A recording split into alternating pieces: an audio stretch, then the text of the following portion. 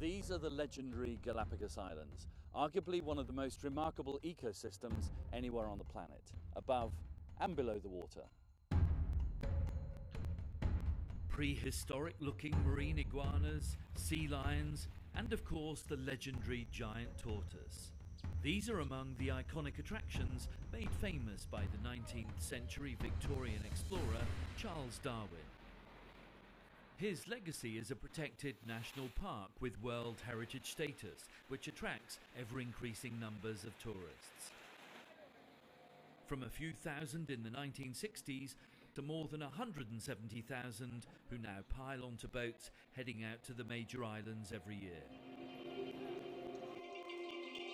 Concern about the integrity of habitats has led to new regulations. These include 15-day intervals between individual sites for land tours in protected zones. This is against a backdrop of conservation programs aimed at eradicating introduced or invasive species to ensure the long-term survival of native wildlife. None more famous perhaps than the 18,000 or so giant tortoises, which can live for more than 150 years. They remain an endangered species. But this new crackdown by the national park should in theory mean that encounters with man are far more sporadic. And that's good news, because this is all part of the plan to try to balance the demands of tourism and conservation.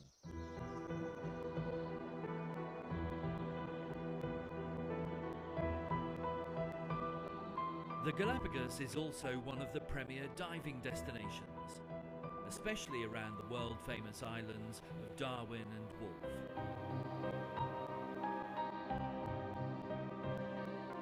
Volcanic topography combined with powerful nutrient-rich currents create the perfect environment for a unique marine ecosystem.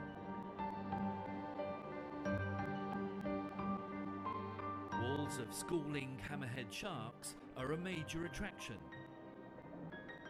And despite the constant battles to stop illegal fishing, populations at these particular sites remain healthy.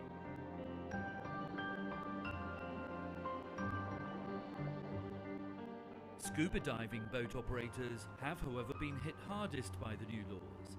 Shore visits to most protected areas are now banned. You realize that the regulations are absolutely necessary. They are something that after our first negative reaction to them, we then welcome with open arms, because without those regulations, the Galapagos will not be sustainable, and they certainly will not be here for the next generation and generations to come. Edwin Naula is the Galapagos National Park Director. He's confident they've got the balance right with the new rules for tourists. He's more worried about the serious environmental impact of too many local people, mostly Ecuadorians, now moving to the islands for work. In every protected zone, there are some problems. The main thing is to be prepared to tackle the problems. But these are mainly coming from outside the zones, where the local people live.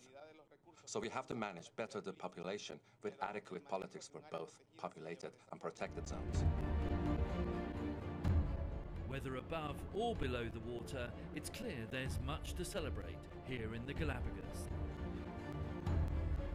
But it's possible that new and even tougher regulations may be needed to preserve the environmental integrity of these magical islands.